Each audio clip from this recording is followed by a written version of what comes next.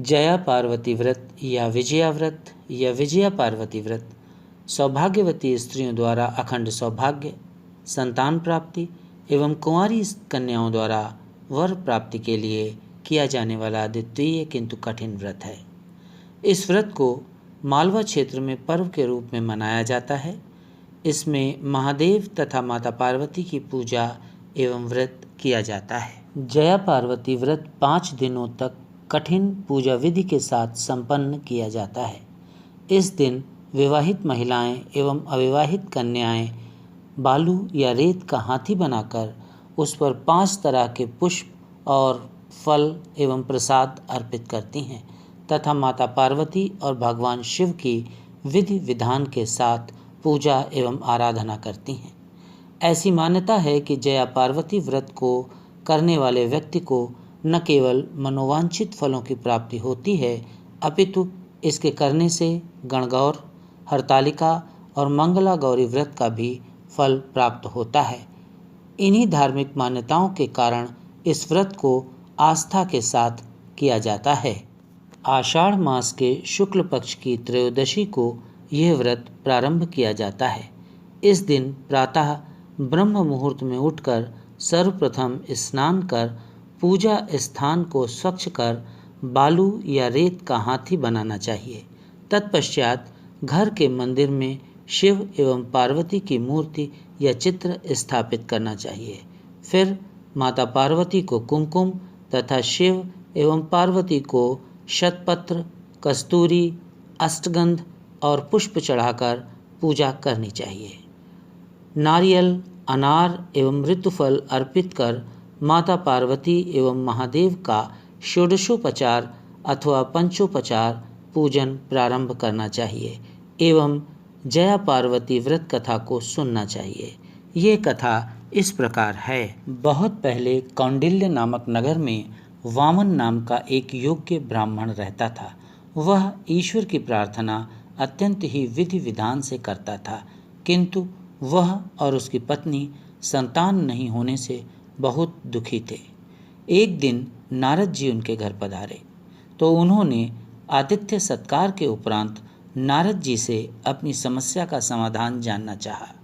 तब नारद जी ने उन्हें बताया कि उनके नगर के बाहर स्थित वन में भगवान महादेव एवं माता पार्वती लिंग स्वरूप में विराजमान हैं।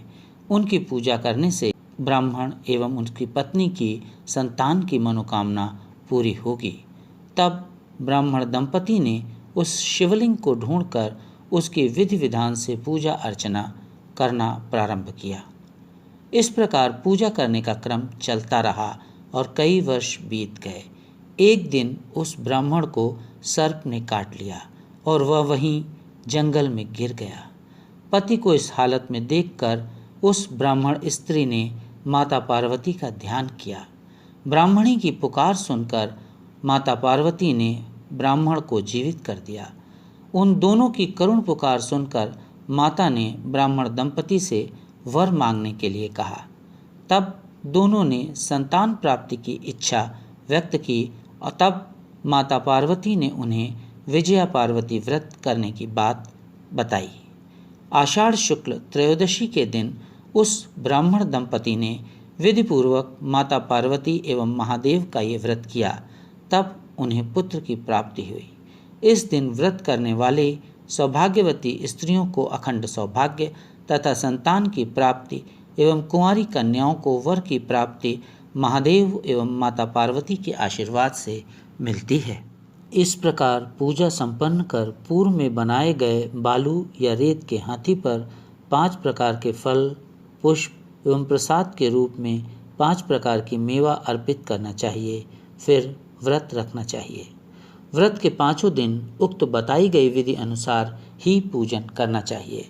व्रत में फल एवं दूध से बनी वस्तुओं का सेवन करना चाहिए। एक समय बिना नमक का ज्वार से बना भोजन भी किया जा सकता है।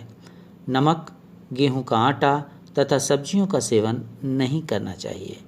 5 दिनों के बाद ब्राह्मण बटुकों को भोजन खिलाकर बालू या रेत के बने हाथी को जल में विसर्जित कर व्रत का पारण करना चाहिए। ऐसी मान्यता है कि इस 5 दिवसीय व्रत को करने से साधक को अपना मनोवांछित फल प्राप्त होता है।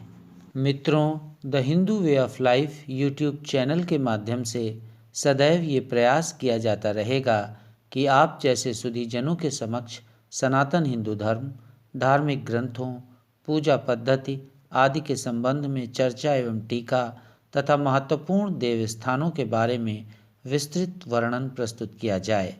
कृपया चैनल को सब्सक्राइब और वीडियो को लाइक करें। बहुत बहुत धन्यवाद।